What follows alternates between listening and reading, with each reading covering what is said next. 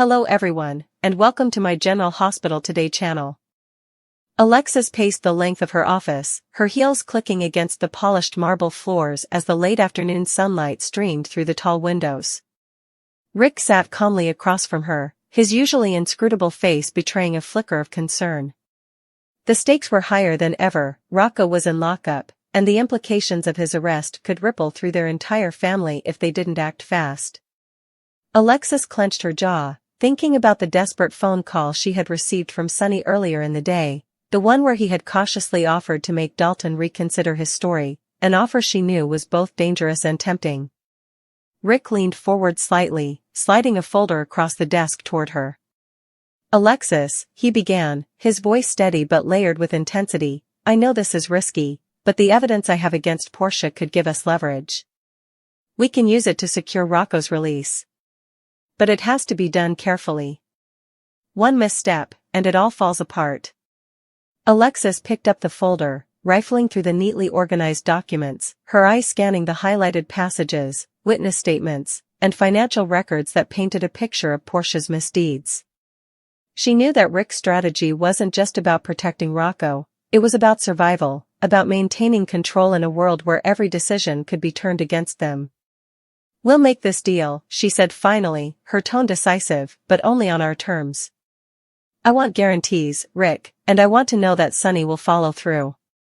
This isn't just about family, it's about justice." Ric nodded, leaning back, exhaling slowly, the weight of the plan settling between them like a tangible force. Meanwhile, across town, Sonny was in his office, pacing as he thought about the conversation he had just had with Laura. She had called him unexpectedly, her voice wavering between panic and defiance, requesting a private meeting. As he walked through the quiet hallways of the WSB, Sonny reflected on Laura's political career, which teetered on the edge after her very public confrontation with Dalton on election day. He had seen the clip online, millions had watched as Laura had openly berated Dalton, calling him out for framing her grandson, and the reaction had been explosive. "She was brave," Sonny muttered under his breath, shaking his head, "and maybe a little reckless, but she stood up for her family. That counts for something." When he arrived at Laura's office, she was sitting behind her desk, fingers intertwined, a mixture of anxiety and hope in her expression. "Sonny," she began, her voice almost pleading, "I don't know what's going to happen to my career after today. People online are calling me heroic, but I feel like it's all falling apart. And now there's Rocco." Sonny took a deep breath and chose his words carefully. "Laura, you were incredible. The people admire you for standing up for your grandson, and honestly, it's Dalton who's looking slimy right now. And about Rocco, don't worry. I'm working on a way to fix this. I think I can convince Dalton to change his story." Laura's eyes widened slightly, a mixture of disbelief and cautious optimism washing over her. You would do that? Even after what he said about me?" Sonny shrugged, a hint of a smile tugging at the corner of his mouth. "People make mistakes. Dalton made his, Rocco made his. We just need to make sure the right people get the truth before it's too late." Across the city, Carly had stopped by Jack's suite, wine in hand, hoping to bridge the invisible chasm that had grown between them over the past few weeks. Jack popped the cork, the faint sound echoing like a tiny celebration in the otherwise quiet room. "We haven't seen much of each other lately," he said, swirling the deep red liquid in the glass. Carly smiled, though there was a vulnerability behind it. "I needed time to process things with the Vaughn situation," she admitted, taking a careful sip.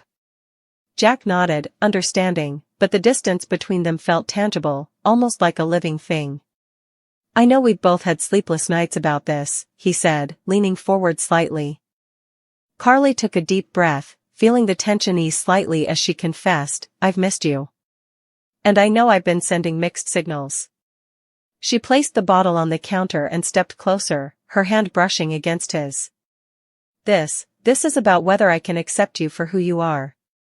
And I think I'm ready." Jack's eyes softened, his previous worry melting away as she smiled, a playful glint in her eye. "Not too late to back out," he said, half teasing, half serious. But Carly's answer was immediate. She leaned in and kissed him, the weight of weeks of uncertainty evaporating in a single, intense moment. Their lips met, and in that instant, the room around them ceased to exist, though reality intruded quickly with a call that pulled Jack back to the office. Carly smiled softly, watching him leave. "Nothing is more important than the WSB," she whispered, reaffirming her priorities even as her heart ached with longing. Meanwhile, Nathan had his hands full at PCPD. Danny and Charlotte had just arrived, voluntarily turning themselves in to clear Rocco's name, and he was managing the delicate task of recording their statements without compromising their legal standing. "We were with Rocco during the break-in," Danny confessed, his voice steady but edged with apprehension. Charlotte nodded beside him, guilt and fear intermingling on her face. Nathan maintained a professional demeanor, though internally he struggled with the implications of what he was hearing. "So you didn't find anything? You didn't damage the lab in any way?" he asked, clarifying details to ensure that their story aligned with the facts. Both teens shook their heads, and Nathan began recording, carefully instructing them to sit tight until their parents arrived. At the same time, Jason found himself at Britt's place, a phone call from Nathan still echoing in his mind. Britt had implored him to get Danny to come forward and clear Rocco, but Jason knew the consequences were far more complicated. If Danny testified, Drew would exploit the situation, potentially putting him behind bars. Jason's heart tightened as he recalled his own failure to protect Michael. "I can't let that happen again," he muttered, frustration and fear blending in his tone. He made the difficult decision to refuse Britt's request, knowing that sometimes protecting the innocent meant making hard choices that weren't immediately popular. Across town, Dante and Lulu were in his office, reflecting on the events that had led to this point. Rocco, caught in a web of misguided loyalty and peer pressure, had been following Joe's lead, and the consequences had fallen squarely on his shoulders.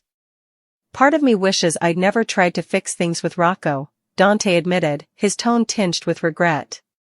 Lulu shook her head, acknowledging Joe's role but emphasizing the broader pattern of choices made by their children. "Danny, Charlotte, and Rocco, they did this to themselves," she said firmly, though with an undercurrent of sadness. As they discussed strategy and parental responsibility, Nathan arrived with news that promised to change the dynamic once again. He guided them to the interrogation room, where Danny and Charlotte sat nervously, waiting for their parents. "I shouldn't have taken your statements without your parents present," he admitted, acknowledging the legal misstep. Despite the tension, there was a shared understanding: the truth had to come out, and they had to navigate the aftermath carefully to prevent further damage. Back at the office of Alexis and Ric, the deal was taking shape.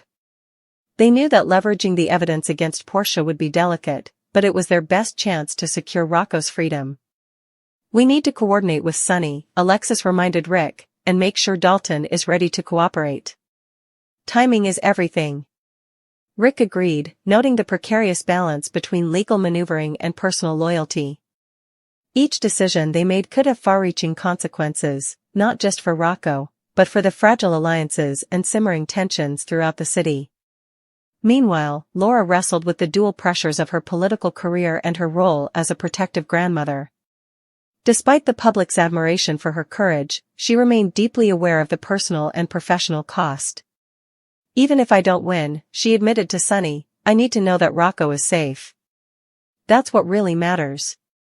Sonny nodded, reassuring her that the offer he had made to Dalton could tip the scales, and that justice, tempered with careful strategy, was within reach. As the day turned into evening, the interconnected webs of family, loyalty, and ambition continued to tighten. Alexis and Ric's negotiations, Sonny and Laura's delicate maneuvering, Carly and Jack's rekindling romance, and Nathan's careful management of the teens' confessions all converged toward a single point: the resolution of Rocco's predicament. Every character was poised on the knife edge of choice, each action carrying the weight of potential disaster or redemption. In moments of private reflection, the parents wondered if they were truly guiding their children or merely reacting to the fallout of mistakes that could have been avoided. And in quiet offices and dimly lit rooms across the city, each character wrestled with questions of trust, loyalty, and the limits of influence, knowing that, in a world like theirs, every decision was both a risk and an opportunity, and that the bonds of family, love, and justice would ultimately be tested in ways none of them could fully anticipate. By the time night fell, deals had been struck, promises cautiously made, and plans laid with precision, yet the underlying tension remained.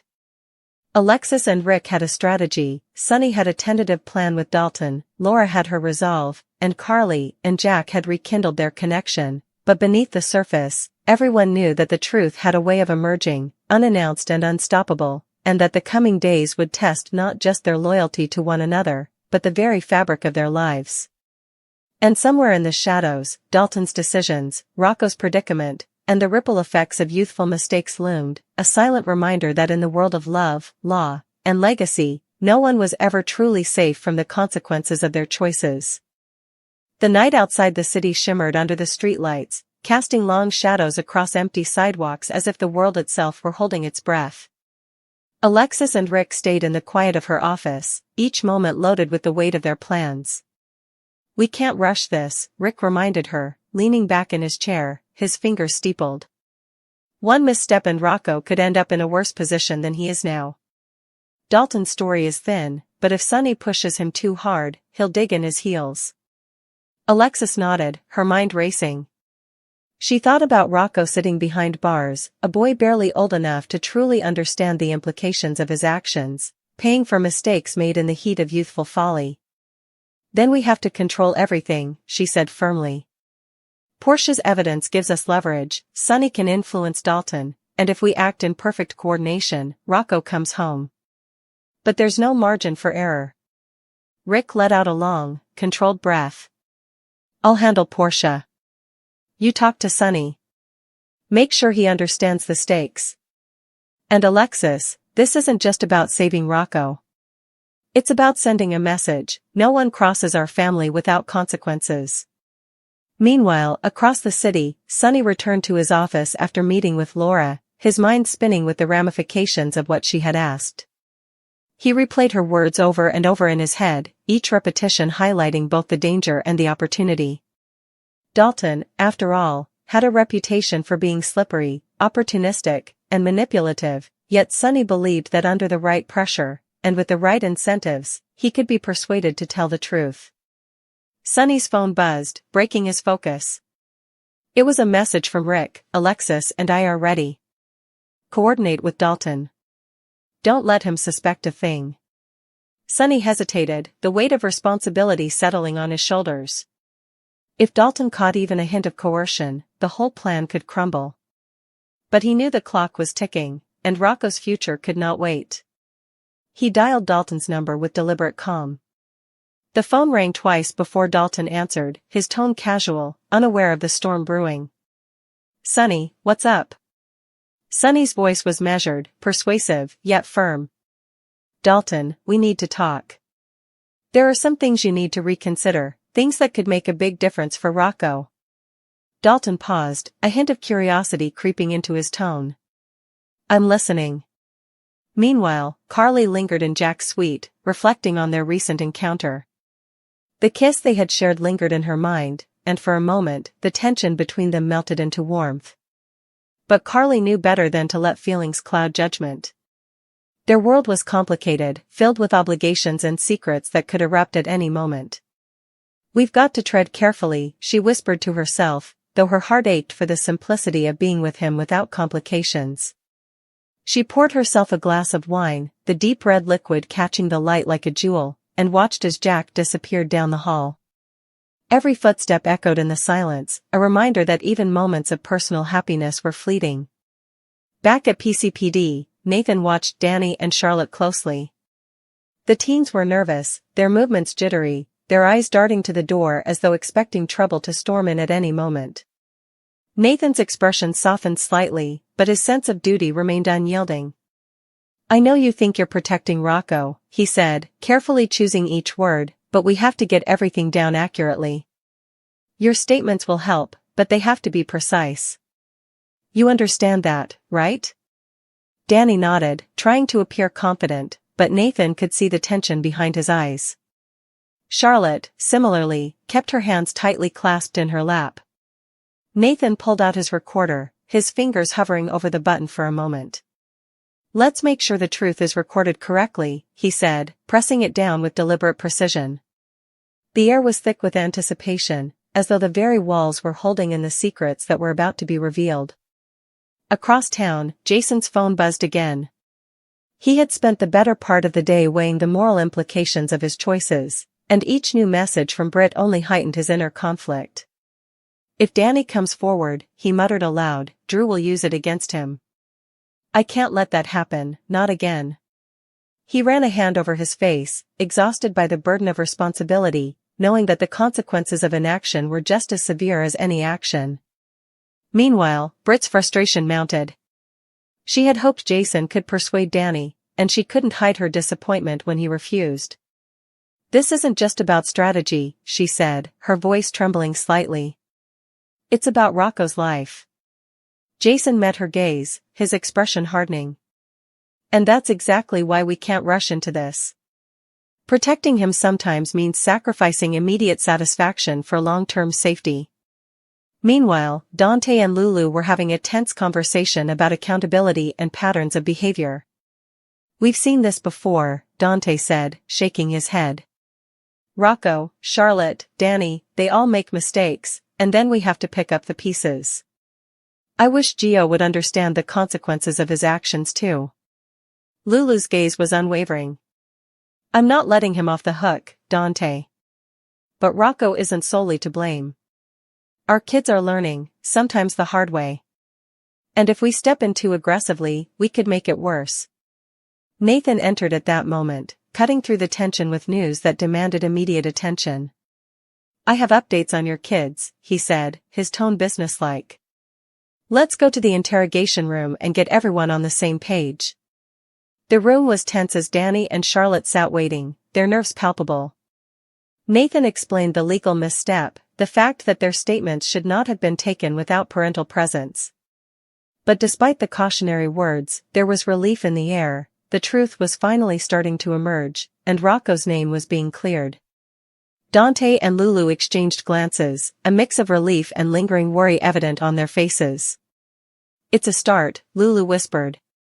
But the road ahead is still long. Back at Alexis' office, the strategy session was heating up.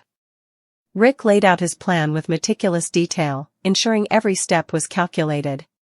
Portia won't see this coming, he said, confidence lacing his tone. She thinks she's untouchable, but the evidence we have, it's airtight. Alexis, if we move carefully, we can use this to force Dalton to reconsider his story and get Rocco out. Alexis nodded, feeling the gravity of the situation. We need Sonny on board. And we need him to be subtle. Dalton can't suspect that we're orchestrating this. Ric's eyes met hers, a spark of mutual understanding passing between them. Agreed. Timing, precision, and pressure, those are our allies. We get this right, Rocco goes home, and Portia gets the wake-up call she deserves. Meanwhile, Laura was pacing her office, the glow of the city lights casting long shadows on the walls. Her thoughts were a storm of fear and hope. Even if I lose the election, she whispered, I can't lose my grandson. Everything else, it pales in comparison. Sonny entered silently, observing her with quiet admiration. Laura, you have more people rooting for you than you realize, he said softly. And more importantly, we have a plan for Rocco. We just have to make sure Dalton follows through. Laura's tension eased slightly, though she remained wary. I want to believe you, Sonny. I really do. But Dalton, he's slippery. Sonny nodded, understanding her concern. That's why we have to handle this delicately. One wrong move, and it could all collapse. But if we play it right, Rocco comes home, and justice is served. Across town, Carly was alone in Jack's suite, reflecting on the fragile thread of happiness they had managed to grasp. Their kiss had been a moment of escape from the chaos surrounding them, yet the realities of their lives were never far behind. She sipped her wine, thinking of Jack and the warmth of his presence. We're going to have to be careful, she murmured, but maybe, just maybe, we can carve out some happiness for ourselves. The thought brought a small smile to her lips, tempered by the knowledge that the world outside was anything but calm. Nathan was still at PCPD, overseeing the delicate process of recording the teen's statements. Each detail had to be meticulously documented, each confession carefully parsed for truth and accuracy. Danny and Charlotte answered questions with a mix of nervousness and determination, knowing that their words could make all the difference. Nathan's hand hovered over the recorder, pausing only to ensure clarity and